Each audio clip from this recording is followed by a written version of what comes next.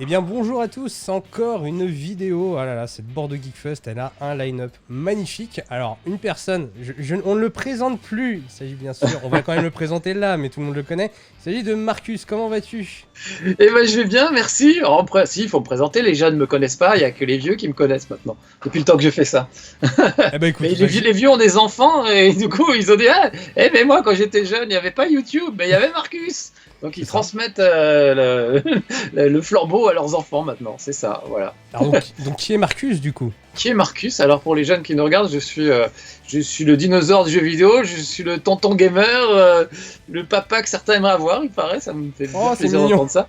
Je suis journaliste spécialisé dans le jeu vidéo depuis 1989, donc c'est plus de 30 ans maintenant. J'ai commencé dans la presse écrite, Tilt, Micronews, Player One, etc. Et puis, au bout d'un moment, j'ai fini par échouer à la télévision sur Canal+, avec une émission qui s'appelait Cyberflash. Avant, ça avait fait Micro-Kids aussi sur même pas France 3, FR3, pour vous dire où ça remonte. Oh, ça et puis surtout, en 98, un peu avant, en fait, on a créé Game One, qui était la première chaîne de jeux vidéo au monde. Et qu'on s'est demandé comment on pouvait parler de jeux vidéo à la télévision. Ce qui se faisait en général, c'est que d'abord on faisait rien, c'est-à-dire personne ne parlait de jeux vidéo à la télé, ou très rarement, quand ils faisaient un reportage, c'était pour dire que ça rapportait du pognon ou que ça rendait violent et idiot, donc c'était pas vraiment notre façon de voir les choses. Et voilà, donc comment montrer un jeu vidéo? Le réflexe en général, c'était de faire un montage, de jouer au jeu, de prendre des images et de faire un montage, et pour que ce soit spectaculaire, en général, les reportages montraient surtout les cinématiques, et pas le jeu lui-même. Il montrait évidemment pas les temps de chargement, les trucs chiants où on tombe dans un trou tout le temps et on peut rien y faire parce que la difficulté est mal dosée, ce genre de trucs. Donc je trouvais que c'était pas une façon très juste de montrer un jeu vidéo. La façon la plus juste de montrer un jeu vidéo, c'est ce qu'on fait tous dans la vraie vie. Si t'as un pote qui dit il est comment Last of Us, tu te dis assieds-toi à côté de moi, on va jouer 2 heures et dans 2 heures tu sauras si c'est bien ou pas, si ça te plaît ou pas. Et voilà, j'ai créé cette émission qui s'appelait Level One, qui est exactement ce principe-là. Sauf que comme les téléspectateurs ne pouvaient pas venir à la maison, on s'adressait aux téléspectateurs comme s'ils étaient là. C'est sur fond vert, donc je suis intégré au jeu, ça me permet de jouer avec les personnages du jeu, de faire des bisous à une jeune fille à côté de moi dans l'écran. Et voilà, donc ça c'était en 98, et puis je m'en suis pas rendu compte sur le coup, et je m'en suis rendu compte des années plus tard, c'est l'ancêtre du let's play, c'est la première fois au monde que quelqu'un a eu l'idée de se filmer en train de jouer à un jeu vidéo et de commenter ce qu'il faisait. Avant il y avait eu des trucs... Je me suis posé la question, je me dis est-ce que vraiment je suis le premier au monde ou est-ce que je suis juste un gros prétentieux donc j'ai demandé à Cyril Drevet, qui était sur Télévisateur 2 avant moi, au Club Dorothée, etc., qui lui parlait un peu de jeux vidéo. Et il m'a dit non, on faisait des tournois entre spectateurs qui s'affrontaient, mais on n'avait pas l'idée de présenter un jeu dans la longueur, comme ça, pendant 10-20 minutes, en commentant ce qu'on faisait. C'était juste, les gens s'affrontaient, c'est plus des tournois, des choses comme ça, des présentations de jeux déjà écrites. Mais le principe presque du live, parce que Level One c'était pas en live, mais c'était enregistré dans les conditions du direct, il n'y avait pas de montage en fait. C'était juste comme ça. Il y avait un montage parce qu'il y avait 2 caméras et on changeait d'angle, mais voilà, tu lances le jeu, on y va et on s'amuse. C'est du let's play, tout simplement, voilà. Je suis le premier crétin à y avoir pensé. Et puis après, tu avais une émission qui était mythique avec ta fameuse Intellivision qui te permettait de voyager dans le passé. Exactement, ça c'est un peu plus tard sur Game One aussi, pareil. Et peut-être la première émission de rétro gaming bien avant Internet et YouTube. Première émission qui s'est un peu intéressée à l'histoire du jeu vidéo. Alors c'est pas tout à fait la première parce que ça vient en fait d'une autre émission de Game One qui s'appelait Mémoire vive, très beau titre pour une émission de rétro gaming, faite par Alex Pilote qui plus tard a monté la chaîne No Life. Et Jean Moncet, et eux prenaient des extraits de jeux, ils les mettaient comme ça, on avait le son de l'époque, l'image de l'époque, il y avait juste des petites bulles de texte, il n'y avait pas d'animateur qui intervenait. Et Game One m'a demandé de récupérer les images de ça pour essayer de faire un truc qui aille plus vers les spectateurs, et notamment vers les plus jeunes, parce que ça c'était une super façon de faire plaisir aux vieux qui avaient connu ces jeux, ils retrouvaient la nostalgie de leur enfance, mais ça parlait pas forcément aux plus jeunes. Et ce qu'on a essayé de faire avec Retro Game One, c'est de mettre tout ça en scène avec des petits sketchs et des costumes ridicules pour donner envie aux plus jeunes de regarder. Et ça marche très bien. Il y a des gamins de 10 ans qui me parlent de mes émissions de rétro gaming alors qu'ils n'étaient pas nés à cette époque. Ils n'ont pas la nostalgie des vieux jeux dont on parle, ils n'étaient pas nés. Mais les costumes rigolos, les vannes pourries, ça les fait marrer, ils viennent et ils restent. Donc ça c'est un truc qui me fait plaisir de transmettre cette espèce d'amour du jeu vidéo aux jeunes générations, ça, je suis très fier de ça. Oui, et puis c'est que ça fonctionnait, puisque tu as quand même réussi à déterrer Level One, et Level One est revenu du coup. Exactement, des années après, c'est-à-dire qu'on l'a créé en 98 avec Game One, il y a eu un clash en 2000, je passe les détails, mais Game One a été racheté par Infogrames, qui n'étaient pas des gens très fréquentables. J'ai démissionné avec la totalité de l'équipe de rédaction. C'est Infogrames qui avait racheté, c'est Canal+, qui a créé Game One, et ensuite ils se sont associés avec Infogrames, et ensuite Canal+ a eu des ennuis à laisser Infogrames aux commandes, et c'est là que oui, quand t'as joué à Tintin et les Schtroumpfs, ça te donne une idée du... voilà, puis moi, mon boulot, ça a toujours été de dire ce que je pensais des jeux, donc quand j'ai dit ce que je pensais de Tintin et des Schtroumpfs, ils ont dit « Oulala, qu'est-ce qui lui prend ?» Je dis « c'est mon métier, c'est ce que je fais, je suis pas payé pour vendre vos jeux, s'ils sont bien, je les vendrai avec plaisir et j'en dirai du bien, s'ils sont mauvais, je dirai aussi et vous pourrez pas m'en empêcher. » Donc pour éviter qu'ils m'en empêchent, je suis parti, voilà. Oui, puis t'es pas le seul. Donc, résultat des courses, Level One a été abandonné, en tout cas sous sa forme originelle, pendant des années. Après, il y a des gens très bien comme Gérard Bast, Yannick, et tout, qui ont repris le flambeau, mais eux, ils en ont fait une émission humoristique. Vraiment, ils se déguisaient, ils faisaient les cons, ils s'occupaient même pas du jeu parfois. Alors que moi, je l'ai créé comme un outil critique. Vraiment, l'idée, c'était de dire, ce que je t'ai dit tout à l'heure, assieds-toi à côté de moi et tu verras dans 10 minutes si tu as envie de lâcher 60 € pour ça ou pas. Il y a vraiment un côté... 50 millions de consommateurs qui est important pour moi dans Level One. Est-ce que vraiment ce jeu vaut le coup? C'est vraiment, il faut dire que c'était une époque où on n'avait pas internet, donc si tu voulais voir des images de jeux, il y avait des magazines et il y avait 4 photos, et la seule chaîne de télé qui montrait des images de jeux, c'était Game One avec Level One. Donc si tu veux, c'était assez vital de montrer le jeu et de montrer les temps de chargement, par exemple, qui sont longs, et tu le voyais vraiment, c'est important de voir ça avant de jouer. Et voilà, donc il y a eu une espèce de trou de 2000 jusqu'à là 2019, 2018, le retour de Level One, parce que la chaîne a abandonné l'émission en fait, au fur et à mesure, et a laissé le terrain à Internet, à tous les streamers et youtubeurs, ce qui est très bien, moi je me plains pas de ça, au contraire, plus on est fou, plus on rit, plus il y a de gens à jouer et à montrer des jeux, plus je suis content. Donc, mais c'était juste dommage que la chaîne qui a créé le truc le laisse aux autres pendant toutes ces années. Et voilà, c'est un peu le retour du roi dans Le Seigneur des Anneaux, tu sais. Le retour du roi au gros doigt, parce que en plus je joue mal, c'est ça qui est fou, je suis payé pour jouer, et en plus je joue mal, c'est quand même un comble. Mais voilà, donc j'ai pu revenir et j'étais vraiment content de revenir, ça fait longtemps que je disais à Game One qu'il fallait reprendre et Level One et Retro Game One, et voilà, et là cette année, ça a été le retour des deux en même temps, et on était très contents, moi très content de retrouver l'émission, et les équipes avec qui je travaille, et puis les spectateurs aussi, j'ai bien vu que c'est content de nous voir revenir avec ça, quoi. Et d'ailleurs, tu parlais de jeux à 60 €. À l'époque, on était pour prendre un coup de vieux, 399 francs la plupart des jeux. Exactement, entre 350 et 399, ouais. Ça a toujours été cher, les jeux vidéo. C'est un sport de riche. Le fameux Virtua Racing sur Mega Drive qui dépassait les 700 francs, qui était horriblement cher, qui était un petit peu le début de la 3D aussi, pour le coup. Exactement, et puis tu pouvais même rajouter sur ta Mega Drive le 32X pour avoir des graphismes en 3D plus importants, donc ça coûtait à la peau des fesses, et puis après tu rajoutais un méga CD sur ta Mega Drive, et du coup, voilà, elle ressemblait plus à rien, ta Mega Drive, t'avais lâché, je sais pas, peut-être 1000, 2000 francs pour tout ça, et quelques mois après, ils sortent quoi? La Saturn, qui reprend tout ça et qui le met dans le même truc, et voilà. Voilà pourquoi j'en veux beaucoup à la Saturn. C'était une console formidable d'ailleurs au final. tu me trolls. Ah non, moi j'ai adoré la Saturn. C'est vrai. C'est déconnant. Enfin, c'est pas des. J'en rigole parce que pour moi c'est la pire console de l'histoire, en tout cas la moins intéressante, et je sais qu'elle a des fans, et du coup je me clash avec les fans, c'est très drôle. Mais évidemment, tu as raison, c'était une bonne console quand même. Pas tout, mais il y a eu les Panzer Dragon par exemple qui étaient excellents pour l'époque. Exactement. Tu as eu Knights. Voilà. Tout à fait, voilà. Oui, mais Panzer Dragon et Knights, c'est très bien, mais c'est de la 3D sur des rails, tu vois, c'est un roller coaster, on ne va pas où tu veux. C'est ça. Or, ces années-là, le milieu des années 90, c'est le moment où, qu'est-ce qu'on veut? On veut de la 3D avec une liberté totale. On veut du Tomb Raider, on veut pouvoir aller partout, regarder partout.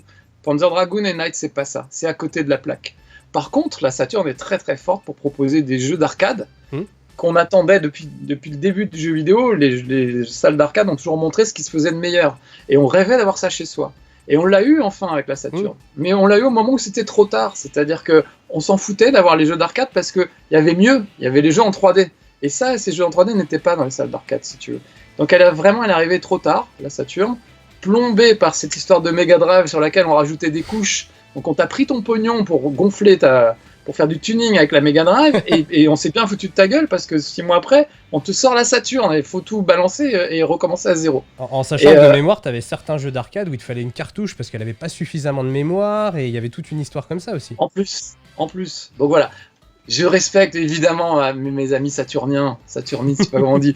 Je vous respecte totalement et vous avez raison. Et puis je comprends, il y a des gens qui sont très attachés à cette console. C'était leur console de leur adolescence. Ils se sont éclatés dessus. Je respecte totalement. Voilà. C'est juste, j'aime bien un peu troller. L'autre jour, j'ai dit la Saturn, c'est le Dick Rivers des consoles. Oui, moi, il y a juste le volant de la Saturn. Le volant, je sais pas si t'as connu le premier volant qu'ils ont fait, qui était simili Formule 1 en fait, où quand tu tournais, ça tournait 2 minutes après, quoi. Enfin, c'était... Oui, c'était un peu.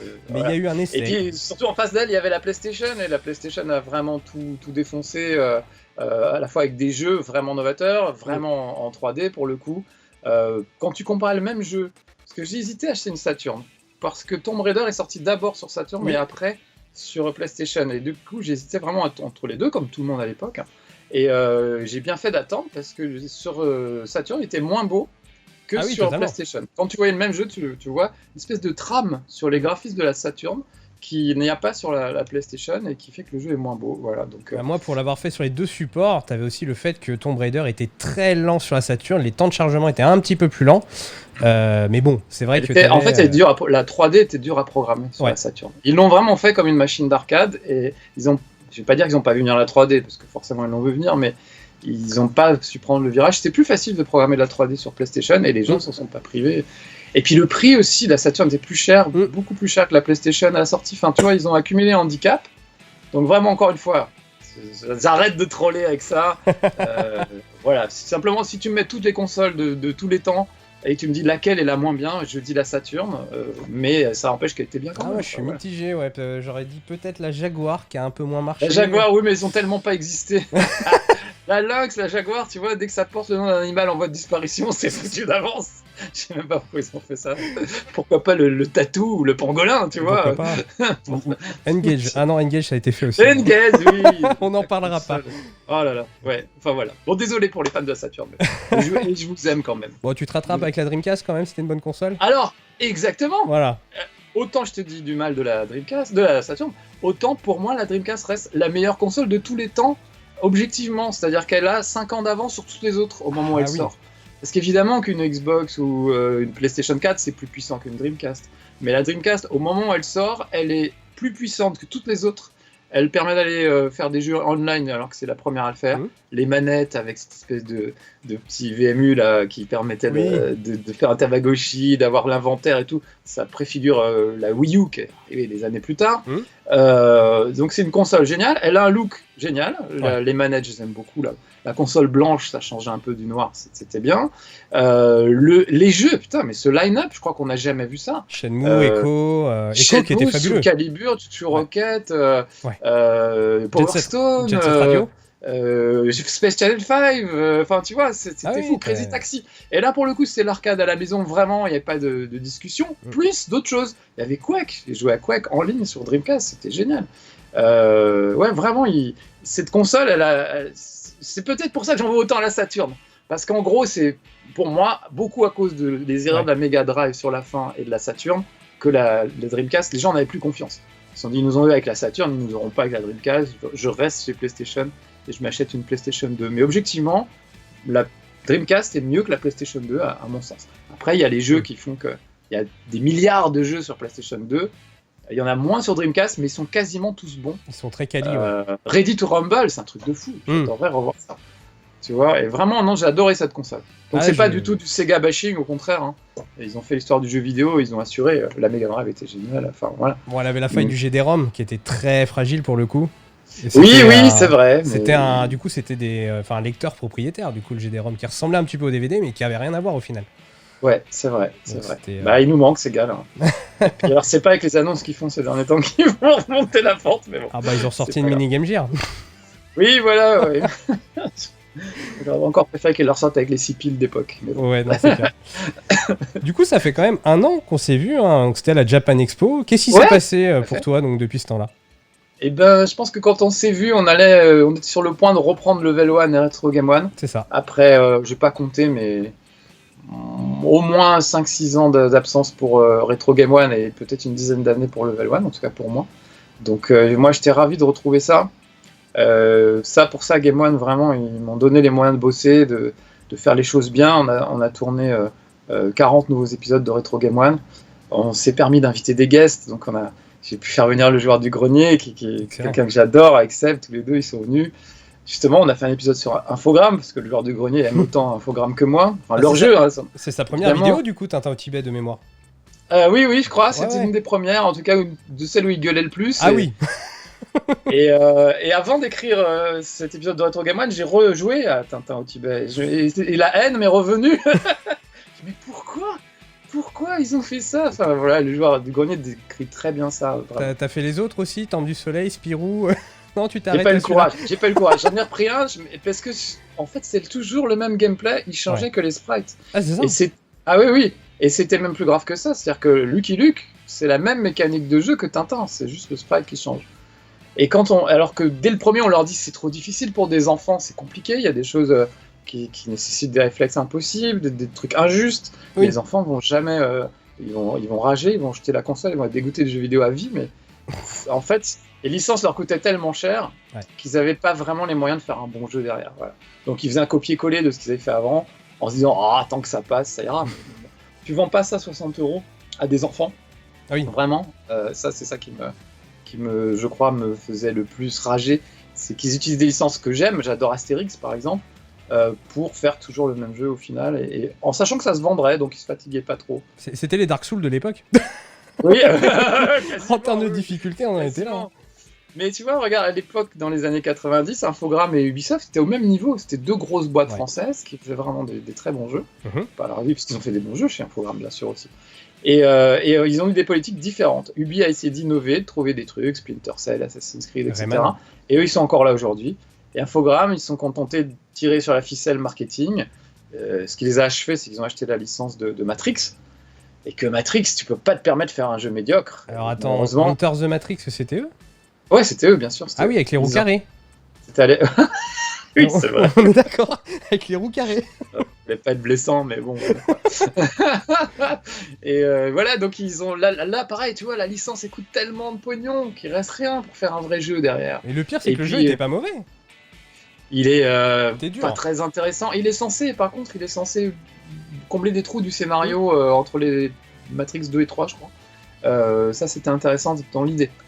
Mais la réalisation, c'était la ramasse totale. Et pas... Toi, t'en as gardé un bon souvenir du jeu lui-même? Des roues carrées. Des roues carrées, voilà. Bon, non, ça m'a traumatisé. Ça m'a traumatisé parce que t'avais des gros plans.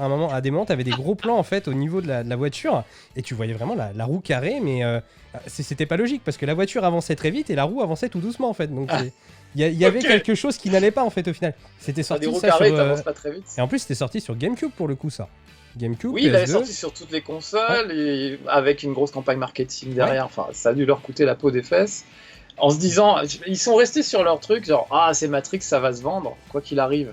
Sauf que le quoi qu'il arrive, quand t'as raqué 60 balles pour ça, tu leur en veux à mort. Et au bout d'un moment, ça finit par se voir que c'est Infogrames. Parce que tu es fan d'Astérix, t'achètes Astérix, c'est pas terrible. Bon, après tu te dis, je suis fan de Tintin, je vais acheter Tintin. Oh mince, Tintin, c'était pas terrible, j'achèterai plus jamais de jeu Tintin. Ah mais par contre, j'aime bien Lucky Luke, je vais acheter un jeu Lucky Luke. Puis au moment tu te dis, mais attends, tout ça, c'est Infogrames là. Chaque fois que je vais voir cette marque, je vais fuir, quoi, tu vois. Bah, tu parlais tout à l'heure des animaux, le logo d'Infogrames, c'était un tatou, non? Un tatou. Ah, bah on l'a là. On y est. Décidément, faut faire gaffe avec les jeux vidéo. Ouais. Non, bon après, c'est vrai que ça restait très beau. Ça restait très beau en termes de graphisme. Graphiquement, c'était superbe, c'est vrai. Je me souviens avoir testé, c'est un des tout premiers Tintin, j'étais encore à Micronews à l'époque, ça devait être en 90, un truc comme ça. Donc je teste Tintin, évidemment je lui mets une sale note, j'explique pourquoi c'est pas bien tout ça, et l'attaché de presse d'Infogrames m'appelle. Marcus, Marc à l'époque, j'avais pas encore ce pseudo, t'as exagéré, franchement, tu nous as défoncé et tout ça. Je dis, franchement, c'est mérité. Regarde, Tintin, on a des tas de jeux d'action, Tintin il se bat avec un appareil photo, il éblouit les gens avec son appareil photo. Et elle me dit, en fait, les héritiers d'Hergé sont très très à cheval sur l'adaptation de l'œuvre, et Tintin il est non violent, donc il n'est pas question qu'il prenne un flingue et qu'il tire sur des gens.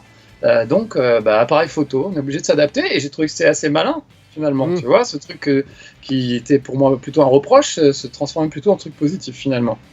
Et deuxième truc, il y avait une scène dans un musée, il passait d'une salle à l'autre, et en fait d'une salle à l'autre c'est toujours les mêmes personnages, il y avait genre 4 personnages dans le musée, tu vois, c'était toujours les mêmes d'un bout à l'autre, en plus il n'y a pas de scrolling, ça ça passait d'un truc à l'autre. Je disais, mais le mec s'est pas téléporté, c'est pas possible. Et je disais, bah, ils sont un peu feignants, les graphistes, ils auraient pu faire des variantes. Dizaines de personnages variés, tu vois. Et là, ça se voyait que c'était le même copier-coller. Elle me dit, là, c'est pareil, les héritiers d'Hergé interdisent qu'on crée des personnages. On ne peut utiliser que des personnages dessinés par Hergé. Donc, pour un musée, on va chercher des personnages qui sont plutôt bien habillés, pas le mec en short, tu vois, dans un musée. Voilà, donc... et puis, dans les albums, il y en a 4, 5, mais pas plus, finalement. En tout cas, qui sont pas identifiables, tu vois, des figures. Non, je vois ce que tu veux dire. Pas te mettre Rastapopoulos en plein milieu, parce que sinon tu vas te demander ce qui se passe. Et donc voilà pourquoi ils étaient obligés, pour respecter la licence justement, ils avaient vraiment des grosses limitations qui faisaient que c'était compliqué. Plus les limites de temps. Hein. Quand tu veux faire Matrix, ça t'a coûté la peau des fesses, et que le film il sort là dans 6 mois, eh ben, il faut que le jeu soit prêt dans 6 mois, même s'il n'est pas prêt, même s'il est buggé. Ah ouais. À l'époque, il n'y avait pas de patch. Hein. Donc ils sortaient le truc comme il était, quoi. Donc voilà. Tout ça pour dire, c'est pas si facile. C'est facile de se moquer, de dire ah c'est pourri les jeux infogrammes, mais il y a quand même des gens qui travaillaient dessus et qui étaient sérieux et qui avaient sans doute envie de faire d'autres choses. Mais la direction d'Infogrames les forçait à faire ce qu'ils rapportent. Et on a bien vu qu'au final, ils ont misé sur le mauvais cheval et sur la mauvaise stratégie, puisque Ubisoft est encore là et eux, ils n'existent plus, quoi. Et je pense encore pour un petit moment, hein, pour le coup. Hein. Je pense pas qu'ils refassent surface, ça veut plus rien dire. Ils avaient racheté même la marque Atari. Je parlais surtout d'Ubisoft, hein, qui est là, qui est toujours là, et je pense pour encore un petit moment. Oui, ils ont échappé aux griffes de Bolloré qui voulait leur faire les racheter il n'y a pas très longtemps. Ils ont réussi à s'en sortir, ce qui est plutôt bien. Parce que justement, si Bolloré avait racheté Ubisoft, il aurait dit alors, les livres de compte, passez-moi les livres de compte, qu'est-ce qui marche? Assassin's Creed, très bien, on va en faire 14. On a déjà fait 12, et justement, l'année dernière, on a fait une petite pause pour pas lasser les gens. On s'en fout, faites-en 4 dans l'année, ça marche. Tu vois? Et ils auraient sans doute été obligés de faire de la merde, alors que c'est bourré de gens talentueux qui font les choses bien et qui savent aussi s'arrêter. Tu vois, il y a une petite pause dans les Assassin's Creed qui fait qu'on a eu plaisir à le retrouver après. Et on a retrouvé un Assassin's Creed totalement différent pour le coup. Exactement. Donc les gens du marketing et les gens du business pur et dur n'ont pas forcément la bonne vision du jeu vidéo, pas toujours. Et si ça force les gens créatifs à faire des trucs pas terribles, c'est vraiment dommage. Et je pense que c'est ce qui est arrivé à Infogrames, c'est qu'ils avaient des gens de talent, des graphistes, des programmeurs, des gens vraiment doués, et ils ont fait des bonnes choses, mais pour le fric et essayer de faire de l'argent facilement et rapidement, ils se sont plantés, quoi, voilà. Effectivement. Du coup, bon, c'est un secret pour personne maintenant, t'es le meilleur streamer du jeudi soir, hein, ça c'est clair et net, voilà, c'est le joueur au gros doigt. Comment ça se passe sur Twitch pour le coup ? Ah, c'est super. Hier soir, on a fait la dernière de la saison. Là, je vais prendre un petit peu de vacances sur Last of Us 2, justement. C'est vraiment très, très bien. Ça fait 2 ans que je suis sur Twitch. Quand j'ai commencé, il n'y avait plus No Life. No Life venait de s'arrêter. Et il n'y avait pas encore Level 1.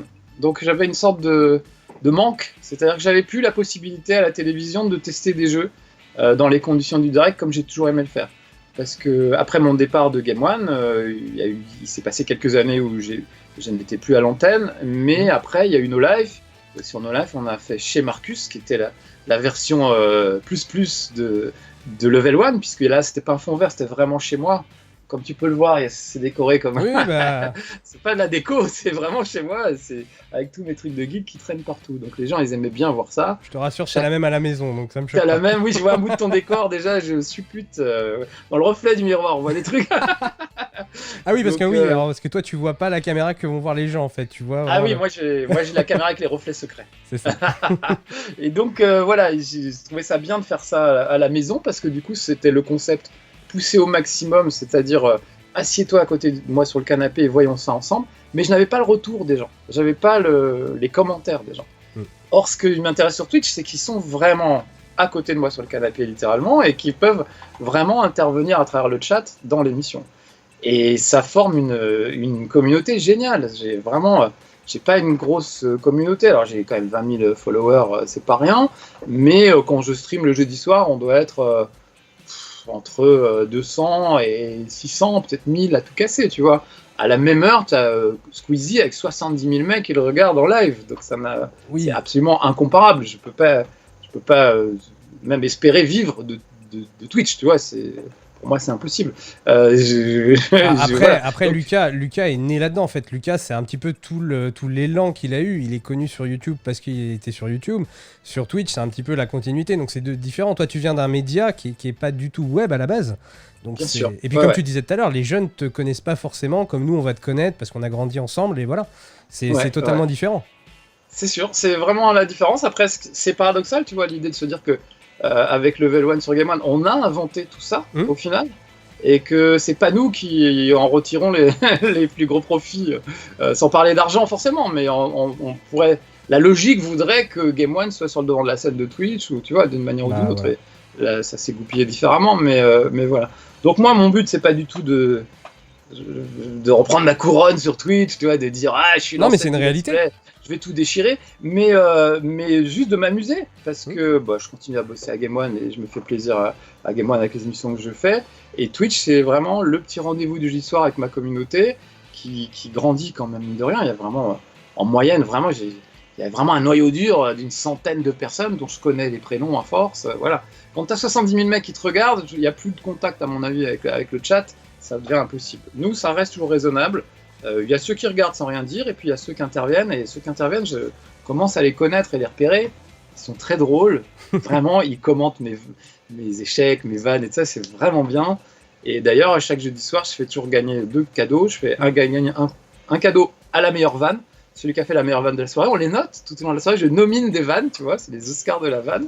Et à la fin des 2 heures de stream, de 3 heures, je remets le prix. Donc c'est un cadeau, ça peut être un jeu, ça peut être un gobelet avec ma tête, pas de conneries. Et deuxième truc que je récompense, c'est les meilleurs pseudos, parce que sur mon chat, il y a vraiment des pseudos genre pâte d'ours au miel, prout paillettes, des trucs improbables. Voilà, et vraiment, il mérite, la créativité du pseudo mérite de remporter un petit truc. Donc j'encourage vraiment les gens à participer. Pas du tout, tu sais, tous les youtubeurs font ça. Oui, commentez, mettez des pouces, mais je m'en fous de ça. Moi, j'ai envie qu'on rigole. Voilà. Quand on me dit mettez des pouces, likez, commentez, j'ai envie d'avoir votre avis, ils s'en foutent de ton avis, ils veulent juste que tu cliques et que ça leur fasse des sous. Moi, je m'en fous pas. Ça me coûte des sous leur van, puisque je leur envoie des cadeaux, c'est moi qui vais à la poste, de dire le prix d'une lettre. Je vais avec mes petites jambes à la poste, j'envoie le cadeau, etc. Et voilà. Et vu le peu d'abonnements que j'ai payants, ça me coûte plus cher d'acheter les jeux pour streamer et d'envoyer les trucs que ce que ça me rapporte.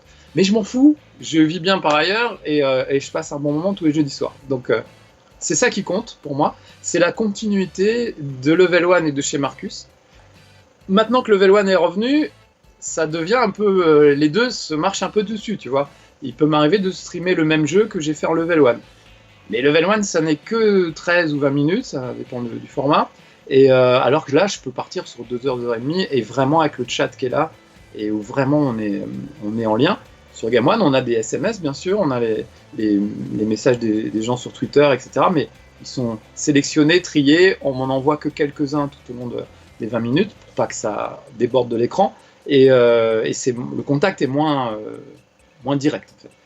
Là, tout le monde peut venir me parler sur mon chat. J'ai des modérateurs qui sont là pour éviter qu'il y ait des débordements, mais il y en a quasiment jamais. C'est-à-dire que je pense que je suis un des rares streamers youtubeurs à pas avoir de haters, ou très peu, c'est très très rare que des gens viennent, ils disent « t'es mauvais aux jeux vidéo ?» Ben oui, je sais. Et alors, c'est pas un scoop. Je sais, Marcus, enchanté. Ça ne me vexe pas, au contraire, c'est presque... Pour moi, la gros doigtitude, c'est une qualité, le fait d'avoir des gros doigts. Donc voilà.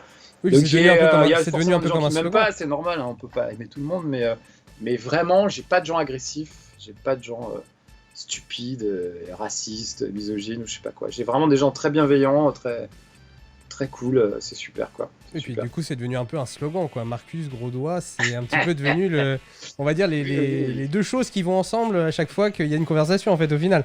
C'est vrai. Ce qui est drôle d'ailleurs, parce que quand tu parles à des gens qui ne connaissent pas les jeux vidéo, ils te disent qu'est-ce que tu fais dans la vie, je suis testeur de jeux vidéo. Et le premier truc qui vient, c'est tu dois être fort aux jeux vidéo. Voilà. Si tu savais, mec, j'ai bâti ma carrière là-dessus. D'ailleurs, ça m'arrive des streams. Je sais plus ce que j'avais fait il y a pas très longtemps. C'était dans le genre de Dark Souls. C'était Nioh 2. Très très dur.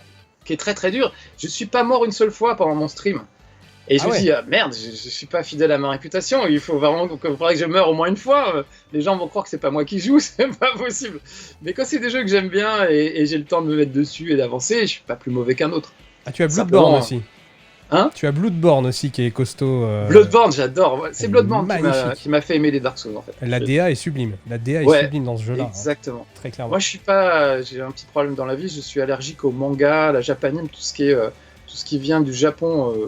J'ai envie de te dire, pas culturellement, parce qu'évidemment ils ont des trucs intéressants, mais ça me parle pas. Je suis trop vieux. J'ai raté toute la période de Dragon Ball, les Chevaliers du Zodiac, etc.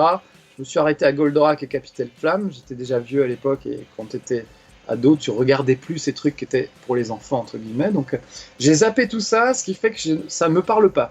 Donc tout ce qui est Final Fantasy, par exemple, je suis un hérétique pour les amateurs de jeux vidéo, mais je n'aime pas Final Fantasy parce que c'est trop japonais pour moi. C'est des mecs avec du gel dans les cheveux, des épées plus grandes que enfin, ça marche pas sur moi. Alors le dernier, le remake est super et a réussi à me faire changer d'avis sur tout le reste. Ouais, bah peut-être parce que justement ça sortait un petit peu des sentiers battus, ça, voilà, c'est différent, toi. Quoi, ouais. Et je l'aimais bien déjà à l'époque, hein, c'est un des seuls que j'aimais bien. FF7, ouais. Il est plus steampunk que manga, tu vois. Et je pense que c'est ça au fond qui me plaît.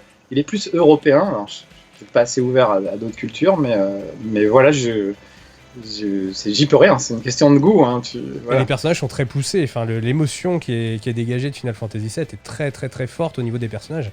C'est clair, mais même ça qui est quand même un sommet dans le scénario, les personnages, etc. Je sais pas, mais tu vois un truc comme Final Fantasy XIII où t'as vanille ou cerise, je ne sais plus. J'ai pas été fan, donc là c'est... Bon bah tu vois, ça je peux pas. Les filles qui rigolent comme ça, c'est typiquement japonais, ça passe pour eux, mais pour nous c'est pas possible. Les mecs sont là comme ça, avec les bras dans le dos, c'est pas possible. Et même avec tout l'amour que j'ai pour ce Final Fantasy VII Remake, les personnages sont caricaturaux à mort, on dirait du théâtre kabuki, enfin tu vois, ça passe pas. Là je viens de faire Last of Us, je suis désolé, j'ai chialé à la fin. J'ai été pris par le truc, je me sens impliqué, je pense à eux, je m'inquiète pour eux, je souffre pour eux. Je vis pas ça dans Final Fantasy malgré toutes ces qualités. Donc pour moi, mais vraiment c'est un handicap. J'ai un mot du docteur, je suis allergique au manga. Ça reste Naughty Dog. Tu vois, il est là, il est prêt. Ah, il est prêt, très bien. Ça reste Naughty Dog hein, de toute façon. Hein, donc au niveau qualité, c'est des monstres. Tu regardes les Uncharted, tu regardes... ça reste Naughty Dog, voilà. Je pense que ceux qui connaissent savent que derrière il y a de la qualité. En parlant de qualité, du coup, on va parler next-gen, déjà ce que t'en penses, et un sujet qui fâche, où j'aimerais bien avoir ton avis, c'est sur ce qu'a présenté EA il y a pas longtemps. Ouais, très bien. Oui, bah, moi vraiment, il y a un truc qui compte par-dessus tout pour moi, et de toute l'histoire de jeux vidéo, à chaque fois qu'il y a question de nouvelles consoles, c'est que la puissance, le moteur, on s'en fout. C'est clair. C'est les jeux qui comptent. C'est pourquoi tu achètes une console, c'est pas parce que c'est la plus puissante, c'est parce qu'il y a le jeu que tu veux. Le jeu que tu veux, ça peut être Space Channel 5, ça peut être Mario Kart, ça peut être Uncharted, ça peut être Halo, ça peut être ce que tu veux, peu importe, mais il y a un jeu qui va te donner envie d'acheter une console. Donc c'est les exclus qui vont faire la différence. La technique, on s'en fout. Et jusqu'à il y a très peu de temps, aussi bien Sony que Xbox, ils ont communiqué quasiment que sur la puissance de la machine, surtout Xbox, et pas sur le contenu. Et vraiment, ça, je trouve ça dommage. Il faut vraiment des jeux qui mettent en avant la technique, du coup, mais qui te donnent envie. Et tout à coup, tu rêves, t'es ailleurs et t'as envie d'y aller. Et pour le moment, malgré la conférence PlayStation, Electronic Arts, et on attend celle de Xbox, j'ai pas vu un jeu, vraiment, un truc où je me dis, waouh, ça j'ai envoyé, ça j'ai vraiment envie. Même Horizon ? Alors, c'est un problème, c'est horrible. J'ai un gros problème avec Horizon Zero Dawn, justement. Horizon Zero Dawn est sorti en même temps que Zelda et en même temps que Nioh, le premier. D'accord. Moi, j'adore les dinosaures, j'adore les monstres mécaniques, j'adore les univers post-apocalyptiques, j'adore les trucs futuristes. A priori, sur le papier, Horizon Zero Dawn, c'était fait pour moi, j'allais adorer, c'était super. Zelda, je vais encore passer pour un hérétique, mais j'ai beaucoup de mal avec les personnages qui te parlent en disant... Quand t'as joué à Skyrim avant, c'est très dur de jouer à Zelda qui est gnangnan et machin, avec tout le respect que je dois à Zelda, et vraiment je dois le respect parce qu'ils ont fait l'histoire du jeu vidéo, mais aujourd'hui en 2020, un petit bonhomme avec sa petite épée, machin, ça marche quand t'as la nostalgie du passé, mais en soi, c'est pas foufou quand même. Enfin voilà. Mais ça reste un super jeu avec un super gameplay, etc. Mais voilà. En tout cas, moi, c'est comme les mangas, tu vois, je suis pas très. Ça me tient pas plus à cœur que ça, Zelda. Et Nioh, c'est tout ce que je déteste, c'est-à-dire un jeu dur, difficile, il faut refaire 1000 fois le même truc, etc. Et dans l'univers des fantômes chinois, là, c'est même plus japonais, alors là, rien à foutre. Tu vois, j'adore les zombies par exemple, mais je n'aime pas les vampires. Et voilà, les samouraïs, les machins, les fantômes, rien à foutre. Résultat des courses, j'ai eu les 3 jeux en même temps. Je suis resté scotché à Nioh, mais vraiment, j'ai trouvé ça génial. C'est fabuleux. Ouais. Bien, le gameplay est tellement fort. Et d'ailleurs, Zelda a un peu du gameplay des Dark Souls, en plus. Le dernier Zelda a un peu de ce gameplay qui devient plus dur que d'habitude. Donc vraiment, j'ai adoré ça, j'ai trouvé ça super. Du coup, j'ai pas eu beaucoup le temps de jouer à Zelda. Zelda, comme je te le dis, je suis pas très fan, j'aime pas beaucoup, mais il était tellement beau dans son côté cartoon et tout, j'ai quand même réussi à rentrer dans le truc, malgré le côté gnangnan, et je me suis bien amusé. Et Horizon Zero Dawn, qui avait tout pour lui, j'ai bloqué sur un truc très con, c'est que le personnage, c'est des Indiens en plus, tu vois, moi j'adore l'histoire de la conquête de l'Ouest et tout le mal que les gentils cow-boys ont fait aux méchants Indiens, donc ça, je suis très fan de tout ce côté-là, de la culture indienne, etc. Et donc voilà. Et sauf que ces Indiens-là, ils n'avaient pas du tout l'air d'Indiens d'Amérique, ils ont l'air de punk à chien à la gare du Nord. Et vraiment, je pense qu'une fois que je t'ai dit ça, tu vas voir tout de suite de quoi je parle. Regarde l'héroïne avec ses dreads. Ouais. On dirait des gens qui sont à la ZAD de Notre-Dame-des-Landes, là. Et alors, avec tout le respect que j'ai pour eux aussi, ça me sort complètement de cet univers. Je ne vois que ça, des mecs torse nu avec un pantalon dégueulasse, le crâne rasé, allongé par terre avec un chien à côté. Vraiment, il y a des moments, j'ai fait des streams dessus, tu verras, il y a des moments, là, on est gare du Nord, quoi. Voilà, c'est des punks à chiens. Et du coup, je ne suis pas rentré du tout dans ce jeu. D'accord. Donc, tu vois, on peut être surpris, vraiment. Ah non, pas du tout. Et du coup, j'attends pas plus Horizon 2. Mais ce serait l'occasion de me racheter parce que franchement, je pense que ça reste quand même un grand jeu. Et une nouvelle licence, et c'est ce que je demande moi, une nouvelle licence justement. Donc tu vois, j'étais très surpris moi-même de pas aimer. Parfois je me surprends tout seul, je sais pas. Un petit alien à l'intérieur du cerveau qui contrôle le truc, et je fais pas toujours ce que je veux, mais ce que j'avais prévu, mais voilà. Donc du coup, que ce soit sur Next Gen ou on va parler encore de la PS4, hein, parce que bon, on va pas la mettre dans la tombe encore, elle est encore là un petit peu pour le coup. Pareil pour la Xbox One. C'est quoi le jeu que tu attends vraiment là, qui te hype vraiment Eh ben, le seul truc vraiment où j'ai trouvé que j'avais envie, c'était à la conférence Electronic Arts, justement, tu en parlais. Et c'est Random, je sais plus comment, Zero Random. Il y a Random dans le titre ou un truc avec le hasard. C'est très Tim Burton dans oui, l'idée. le jeu où tu es. C'était pas très clair. On est méchant, on doit. Je sais pas. Il y a. Justement, c'est ça l'intérêt. Je vois de quoi tu parles, ouais. Attends, j'avais noté. Comment ça s'appelle ce truc ? Ouais, non, je vois de quoi tu parles. Oui, c'est très patte artistique DA Tim Burton. Lost in Random. Voilà, oui, c'est Lost in Random. Ouais. C'est très Tim Burton. Ça me rappelait un peu Medieval aussi. Voilà, le truc, univers un peu torturé, une nouvelle licence. Graphiquement, ça en jette, côté très stylisé, tu vois. Là, pour le coup, on a quelque chose qu'on n'a pas vu ailleurs. Et vraiment, ça j'ai envie, tu vois. Et je me dis, la console qui va m'offrir ce jeu-là, je vais y aller. Je pense qu'il sera multiplateforme, je pense pas, mais voilà. Et ça, c'est le problème aussi. C'est qu'aujourd'hui, quasiment tous les jeux sont multiplateformes et il n'y a plus d'exclus pour te donner envie d'une console ou d'une autre. C'est bien dans un sens, c'est-à-dire quelle que soit la console que je vais choisir, j'aurai de toute façon les jeux qu'il me faut, mais quand t'es un vieux amateur de jeux vidéo, t'aimes bien ces petites guerres, Sega, Nintendo, Sony, Microsoft, tu vois, voilà, il y a un côté, c'est con, un truc d'ado, quoi. Genre, j'ai une Xbox, t'as une PlayStation, t'es vraiment un nul. Moi j'avais un Amiga à l'époque, les mecs qui avaient des Atari ST, on se foutait de leur gueule, voilà. T'avais un Commodore 64, les autres avaient un Amstrad. Le fameux CPC. Tu vois, il y a toujours eu ça, et ça fait partie du folklore du jeu vidéo, et moi j'aime bien, je suis attaché à ça. Et surtout, le truc auquel je suis attaché, c'est le physique, c'est-à-dire le fait d'avoir un jeu, un CD, une cartouche, peu importe, mais je le prends, je le mets, et ça marche. Et pendant longtemps, le jeu vidéo, on est enfin arrivé à ça, et là, on est en train de le perdre. Ouais. C'est-à-dire que même si tu as un support, il faut faire des téléchargements, des mises à jour pour que ça reparte. Et là, on va vers la dématérialisation totale, et ça me plaît pas du tout. Pareil. Parce que ça signifie qu'il faut pas se voiler la face, ça signifie la disparition totale de tout ce qui est boutique de jeux, que ce soit rétro ou moderne. Pour les citer, hein, parce que... Ouais, bah oui, moi je travaille beaucoup avec Micromania, donc je vois. J'ai beaucoup d'amis qui bossent là-haut, et du coup, bah, c'est aussi pour ça qu'ils se sont tournés vers le goodies, hein, parce qu'ils veulent aussi se dire, bon, après, si ça disparaît, voilà. Ils sont les mieux placés, ils ont un public de geeks qui s'intéresse aux jeux vidéo, mais aussi à Game of Thrones, à Walking Dead, à Star Wars, etc. Et voilà, donc c'est vrai que c'est une bonne idée pour eux de partir sur ça, parce que malheureusement, le jeu vidéo, c'est en train de se réduire, et à part vendre des consoles et des trucs collector un peu, c'est en train de se perdre. Et les gens sont pas conscients de ça du tout, en fait. C'est-à-dire que je vois ça je dis pas ça parce que je travaille pour eux, hein, mais les gens qui me disent « Ah, Micromania, c'est des voleurs, c'est trop cher !» C'est trop cher, mais quoi, le jeu, ils vendent que ça, en fait, il est au même prix. Il est au même prix sur ta PlayStation. Et puis Micromania, eux, il y a des camions qui ont amené le truc. Il y a un vendeur qui est là toute la journée. Et c'est un super job pour les gens qui aiment les jeux vidéo de travailler chez Micromania ou dans d'autres boutiques. Et puis, il faut payer l'électricité de la boutique, dans un centre commercial, etc. Pour que quand tu vas faire tes courses et ton shopping, dans ta ville, t'es pas que des banques et que des saloperies d'agences immobilières et que t'es une boutique qui te plaît un peu. Voilà, moi à côté de chez moi, il y a une boutique de jeux de société qui a ouvert, je suis super content pour lui et j'achète pas mes jeux de société sur Amazon. Même chose, il y a un petit libraire qui vend des BD, je vais pas les acheter sur Amazon. Voilà, moi j'ai pas envie que tous ces petits trucs ferment et c'est ce qu'on est en train de faire avec la dématérialisation.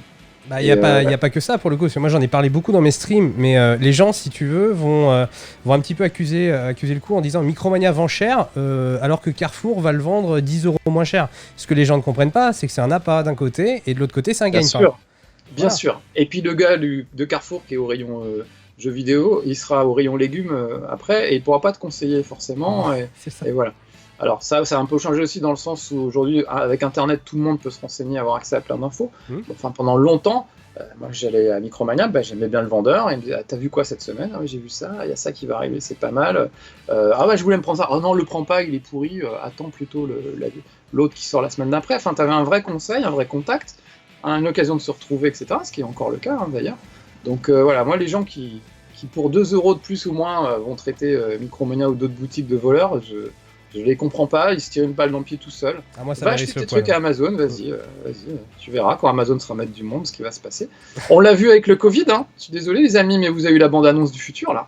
Qu'est-ce que ça veut dire d'acheter à distance ? Ça veut dire que tu sors plus de chez toi. Voilà. Et puis dans les villes, tous les magasins sont fermés. Voilà. C'est ce qu'on a vécu pendant 2 mois. Voilà. C'est ça que vous voulez comme futur, les gars ?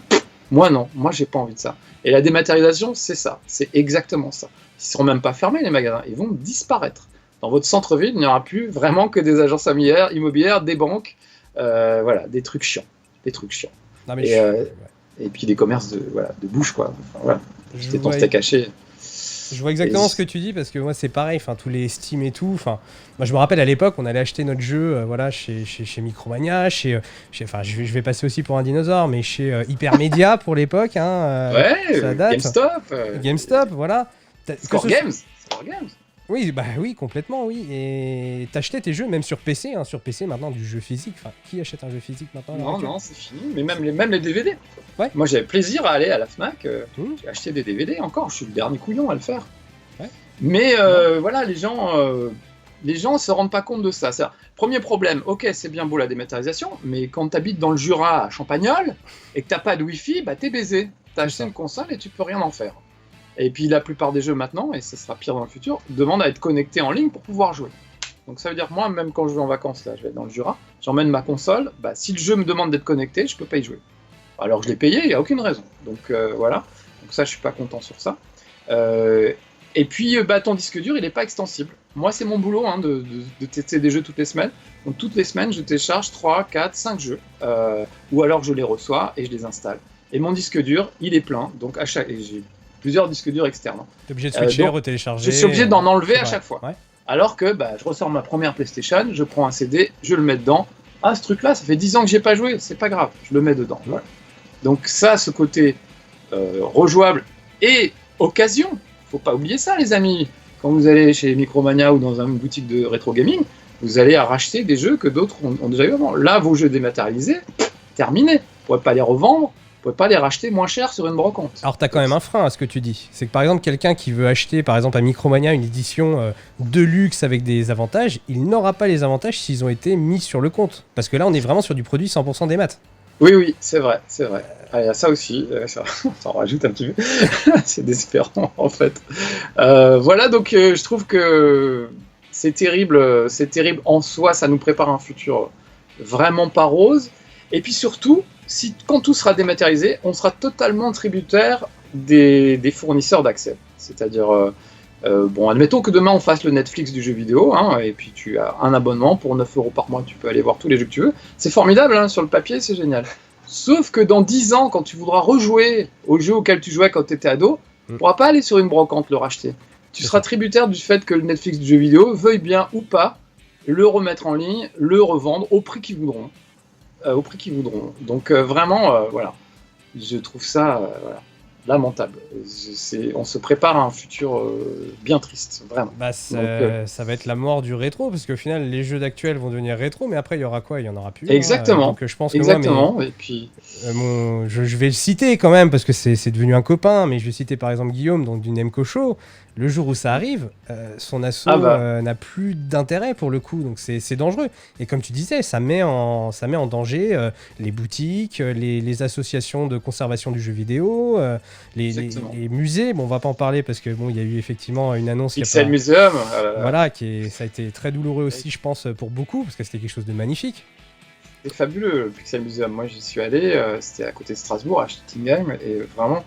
Jérôme qui a fait ce musée, c'est sa collection perso. C'est ce que je devrais faire moi en fait. J'ai jamais de place à la maison, je devrais ouvrir un musée avec ma collection perso, comme ça, ce serait bien rangé et en plus je gagnerais des sous avec.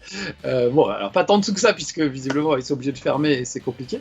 Mais voilà, mais c'était une façon de préserver le jeu vidéo de belle manière. Vraiment, ils le faisaient très très bien. Et voir que eux vont fermer, ils ont pas vraiment une subvention du ministère de la Culture ou je sais pas quoi.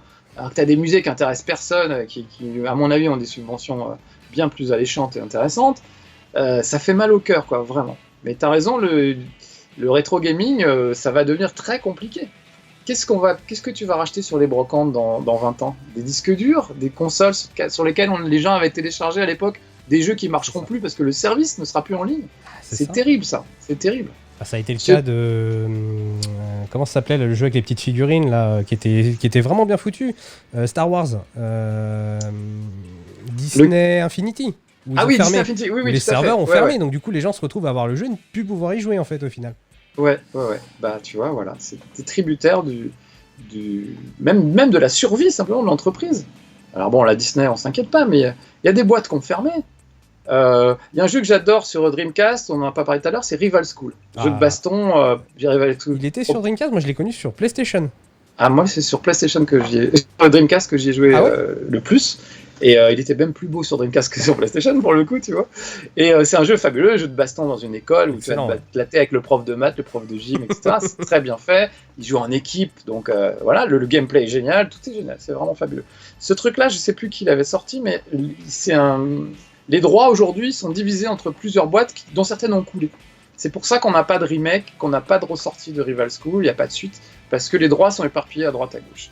Donc seule façon de jouer à Rival School aujourd'hui, retrouver sur une brocante la galette d'époque ou un émulateur pour pouvoir y rejouer. Voilà. Mais au moins on peut le faire. Et on ne pourra pas faire ça avec les jeux dématérialisés malheureusement. Donc il y a des choses qui vont se perdre. Donc, heureusement qu'on a toutes ces associations dont tu parles, le Nemco Show, mes potes de MO5, partout en France, il y a vraiment des gens qui font un travail dingue, des mecs de Savoir Rétro Game, etc. Et voilà, parce que personne ne fait ça officiellement. Le ministère de la Culture, on s'en fout vraiment du jeu vidéo. Donc c'est des trucs privés, qui sont pas tellement aidés par des fonds publics, c'est dommage. Encore, le jeu vidéo est vu beaucoup mieux, d'une meilleure manière qu'il y a quelques années, pour le coup. Le fait que ça soit devenu une profession pour beaucoup, pour des youtubeurs, des streamers, des e-sporters, je sais pas si on dit des e-sporters, mais voilà, des joueurs professionnels, il y a une crédibilité qui s'est installée. Donc le jeu n'est plus... d'ailleurs, tu le verras si tu passes sur les conférences, donc au niveau de la FFJDR, où eux, ils prônent le fait que le jeu vidéo, c'est plus seulement un loisir, mais ça peut apprendre des choses, ça peut aller bien au-delà, en fait. Bah, regarde Assassin's Creed, il travaille avec des historiens, Ouais. tu peux revivre la période de la Révolution française, croiser des personnages historiques, etc. T'apprends des choses au passage. Quand ça bug C'est pas. pas Non, on va c'est pas se pas- lancer sur ce sujet. Voilà. Mais après, c'est pas, ouais. C'est pas non plus, c'est pas fait pour ça, Ouais. c'est pas fait pour apprendre des choses vraiment, mais c'est fait pour se distraire et c'est déjà énorme. C'est déjà énorme. Pour moi, c'est la conjonction de tous les arts. Il y a du dessin, il y a du scénario, il y a de la musique, tout est conjugué dans le même truc. Et en plus, c'est interactif et c'est toi qui fais en partie ce qui va se passer. Donc, pour moi, c'est parfait. Donc, et déjà, rien que ça, tu vois, il n'y a pas besoin que ça soigne les gens ou que ça leur apprenne des choses. Déjà, tout ce que fait le jeu vidéo, c'est déjà énorme.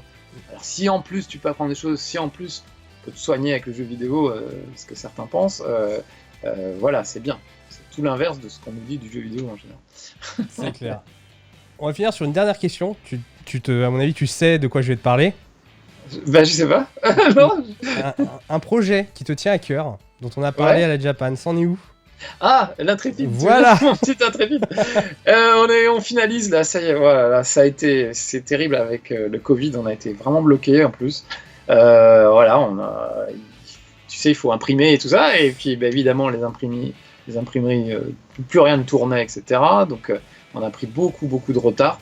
Là, on fait en sorte, je pense qu'on devrait l'avoir. C'est encore pas sûr, ça va dépendre de beaucoup de choses, mais je pense qu'on devrait l'avoir en octobre-novembre de cette année. Je voulais l'avoir pour Japan Expo à l'origine, mais le Covid a tout planté. Je pensais l'avoir pour la Paris Games Week. Il n'y aurait même pas de Paris Games Week. Enfin, tu vois, c'est vraiment terrible. Voilà. Mais en tout cas, j'ai les planches d'Alexis qui dessine cet épisode et c'est génial. Et Alexis, c'est quelqu'un qui est à l'aise dans tous les styles. Il peut te faire un personnage de manga. Moi, il m'avait fait Capitaine Flamme. C'était fou. C'est plus beau que le vrai, quoi. C'est absolument incroyable. Donc il est très à l'aise dans le style manga et très à l'aise dans le style comics. Et Alexis, on s'est rencontrés à la base parce que quand j'ai sorti l'Intrépide la première année, c'était en 2013 je crois, il m'avait envoyé un dessin de l'Intrépide qui était magnifique, il avait fait une couverture de l'Intrépide, en mode vraiment comics comme à l'époque, avec tous les muscles bien dessinés et tout. Et vraiment, c'était magique ce qu'il avait fait, quoi, vraiment. Et quand il s'est agi de faire le deuxième épisode, j'aurais bien voulu travailler avec Guillaume Lapère qui avait dessiné le premier tome et il avait fait un boulot absolument génial. Lui aussi avait un style juste pile au milieu entre le manga et le comics. C'était assez intéressant du coup. Ça m'a permis d'aller un peu moins vers le manga, mais tout en restant quand même dans le comics. Mais Guillaume a commencé à travailler en exclusivité pour d'autres gens et il ne pouvait pas faire l'Intrépide. Donc je me suis dit, bon, bah, faut que je trouve quelqu'un d'autre pour le faire. Et je me suis dit, bah, Alexis. Et je me suis arrêté là de ma réflexion. J'ai pas cherché quelqu'un d'autre, c'était évident que ça devait être Alexis. Il était parfait, il est doué, c'est un mec adorable. Et c'est ce qu'il fallait, quoi. C'est ce qu'il fallait. Donc voilà, les dessins sont superbes, c'est vraiment top. Alors après, toute la mécanique, on a fait un Ulule pour financer le truc. Effectivement, on en avait parlé. C'est une usine à gaz. Ça, je vais pas dire que je le referai pas, mais pas loin, parce que c'est tellement de boulot à préparer, à faire, et après à gérer derrière, et tellement de gens qu'il faut gérer. Moi, mon boulot, c'est de créer, c'est pas de gérer des gens. Alors, je le fais, c'est des copains tous, donc ça aide beaucoup. Mais c'est vraiment très compliqué. J'avais beaucoup d'autres choses à faire dans l'année. Donc aussi, ça a pris du retard à cause de ça. C'est que j'avais pas le temps de m'occuper de tout ce qui était juridique, financier, etc. C'était très compliqué, quoi. Voilà. Donc là, on arrive au bout. Je vois le bout du tunnel. Je pense que les gens qui ont contribué au Ulule auront leur petit album en octobre, sans doute. Et après, on le publiera en librairie, et donc ça, ce sera plutôt pour Noël, un petit peu. Donc on va laisser évidemment... le cadeau sous le sapin, à côté de la PS5 ou de la Xbox One. Ouais, ce serait bien, ça serait hyper honoré que le combo mes parfait. amis se l'offrent, voilà. Et puis franchement, sans me vanter, il est vraiment bien ce deuxième épisode. Tu sais, il voyage dans le temps, l'Intrépide, et là, il arrive à l'exposition universelle de 1900, c'est une époque que j'adore.